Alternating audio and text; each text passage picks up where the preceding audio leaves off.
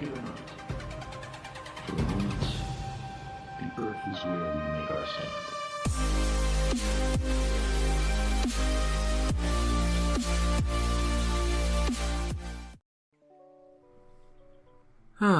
Well then. Hello, my friends. I've been away for a little while, haven't I? I apologize. For about a week there, the black dog of depression bit me pretty hard, and I didn't do a single thing except play video games to forget about how awful I felt. I kept my eye on the community, but I didn't really contribute to it. On the plus side, I can land on the moon like a pro now. Just need to get going to Duna. First of all, I want to say thank you to my subscribers for all of your support.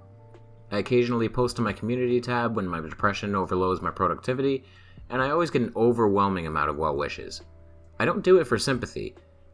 In fact, I actually do it just to keep everyone updated on my schedule, but I will say I very much appreciate the sympathy. You all make this YouTube thing worthwhile, and I adore each and every one of you. So, let's go over what's happened while I've been hibernating, shall we? The state of the Union in Flatardia is a miserable one. It just seems to be getting worse and worse for them, and I think this is a sign of a new stage in the fight against science denial. The terminal stages of flurfism are becoming glaringly obvious, and just by looking at a few of its major proponents, we can break down how they're clearly losing this war of attrition. First up, we have JM Truth coming to you live from Saudi Arabia crappy casino where he was found arguing with Shelley Lewis, his business partner, in his so-called documentary. I'm not going to play the video because it's a vertically filmed cell phone video that sounds like it's traveled from a 2005 Nokia that was underwater, but I'll leave a link in the description. The gist of it is, Shelley and JM argue over money spent on their project, and from what I can understand, Shelley accuses JM of using project assets on things not related to the project. Eventually the partnership is broken up, and Shelley leaves while JM cries about needing to get his equipment back before the video ends. I was briefly expecting to see the plain truth enter the dreaded realm of development hell because of this, right next to the Halo movie, but instead, it seems that Shelley is going to continue with the project, without Joshua. Good job, JM. You've pulled a reverse behind the curve. There goes that fool.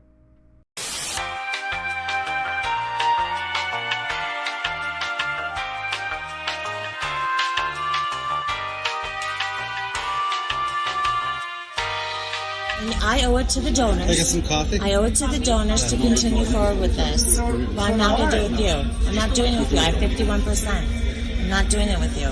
We're not doing it together.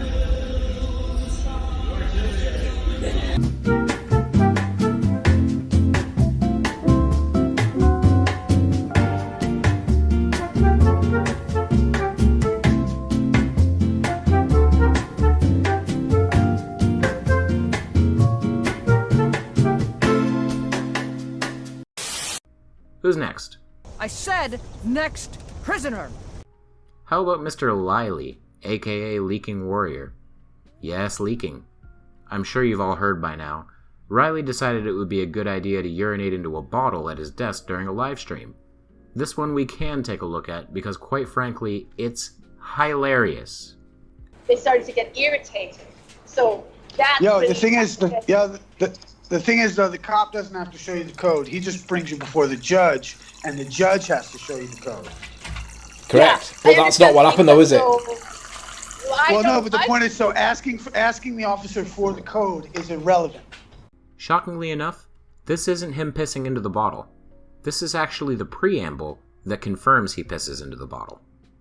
The noise, loud and far too slow to be urination, is him emptying one bottle into another so that he has something to piss in. Then comes the big moment. It's like tourists speaking loudly. Right, but it's also like you're on foreign soil, and they're gonna treat it that way. So just Oh, Anthony. Anthony. Just say BRB.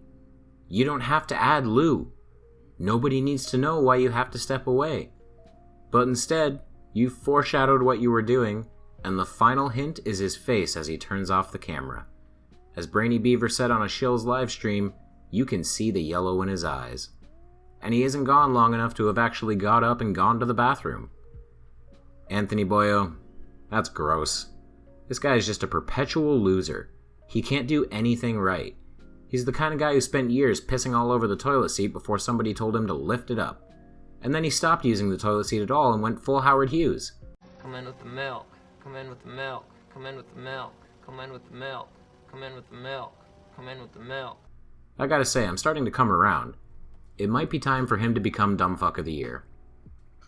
Last, and possibly least, we have Nathan Thompson. Nathan is old hat in the world of flurfism, and he's beginning to show the signs of complete mental degradation. He posted a video recently in which he lays in a park and cries while he pets his dog, complaining about how much of a mess his life is.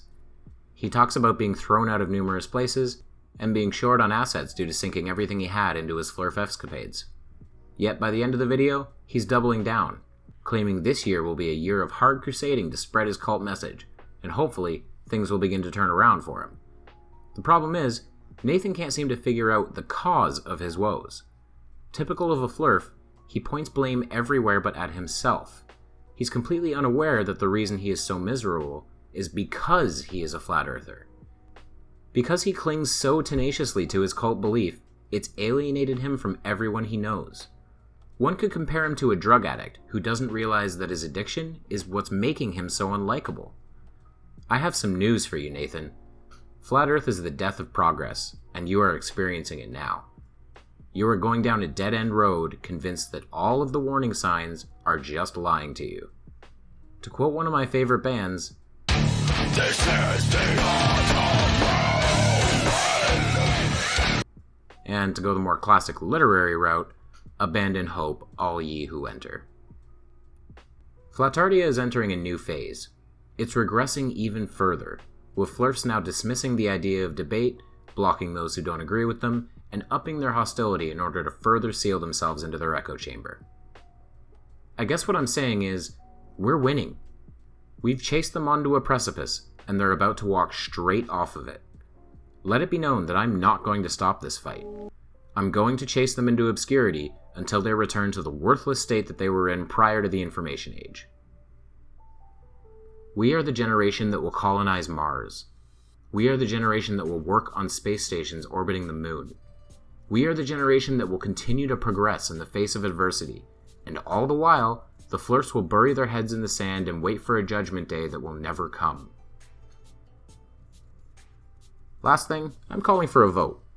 I have 3 ideas for upcoming videos, and I want to know which one you guys would prefer to see first. Number 1 is a more elaborate takedown of Hans Asshat, number 2 is a comparison of conspiracy theories with presupposition philosophy, and number 3 is a takedown of Eric Dubé, focusing specifically on his anti-Semitism. What do you guys think? Let me know, you beautiful people, you.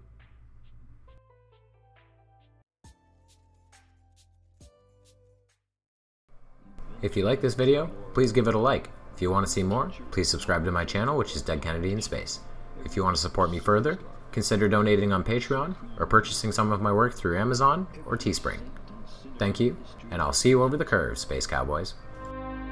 Live there, on the mote of dust, suspended in a sunbeam, in a vast cosmic arena.